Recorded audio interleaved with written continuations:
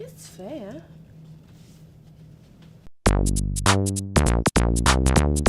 T'est-il déjà arrivé de toucher quelqu'un ou quelque chose et de ressentir un choc électrique? En fait, ce sont des phénomènes liés à l'électricité statique. La matière est composée entre autres de protons et d'électrons, et un corps neutre possède autant de l'un que de l'autre.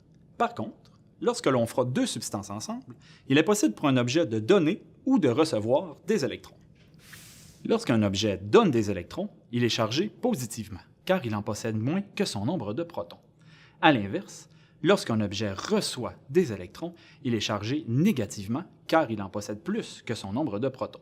Les protons, eux, ne se transfèrent pas.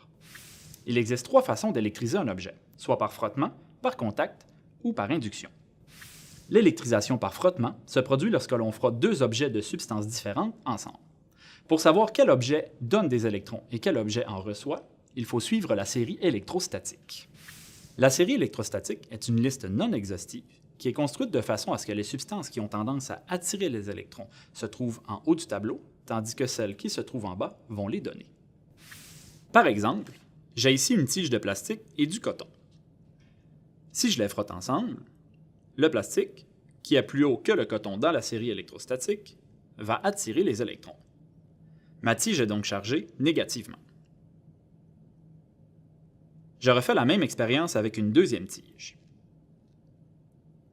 Si je les approche l'une de l'autre, on remarque que les tiges se repoussent car elles ont la même charge, soit négative. Je frotte maintenant une tige d'acétate avec du coton. L'acétate, étant plus bas que le coton dans la série électrostatique, donnera ses électrons.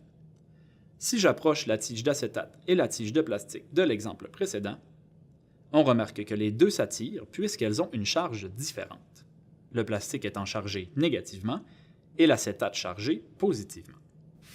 L'électrisation par contact est le transfert d'électrons d'une substance déjà chargée vers une substance neutre. Une substance chargée négativement donnera son surplus d'électrons à la substance neutre, la rendant donc négative. À l'inverse, une substance chargée positivement prendra des électrons de la substance neutre, la rendant positive. Je frotte encore une fois une tige de plastique avec du coton. Maintenant, je touche l'électroscope neutre avec la tige chargée négativement. L'électroscope reçoit les électrons en trop et se retrouve chargé négativement. Ces deux feuilles de métal vont donc se repousser. L'électrisation par induction se produit lorsqu'un objet chargé est rapproché d'un objet neutre sans le toucher. Lorsqu'un objet chargé négativement s'approche d'un objet neutre, les électrons de l'objet neutre auront tendance à s'éloigner de l'objet chargé négativement. Il y aura alors une séparation des charges. En effet, les électrons iront d'un côté de l'objet, ce qui créera une charge partielle. À l'inverse, lorsqu'un objet positif s'approche d'un objet neutre, les électrons seront attirés par l'objet positif. Je frotte une dernière fois une tige de plastique avec du coton. Maintenant, j'approche ma tige de l'électroscope sans le toucher.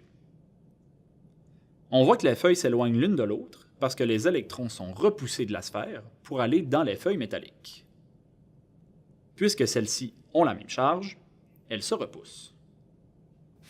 Si tu veux en savoir plus sur l'électricité, tu peux visiter notre bibliothèque virtuelle et t'abonner à notre chaîne YouTube. Je t'invite aussi à nous suivre sur les réseaux sociaux. L'électrisation par induction se produit lorsqu'un objet positif s'approche d'un objet neutre, les électrons seront attirés par l'objet positif. Action! Non, ça n'a pas décollé.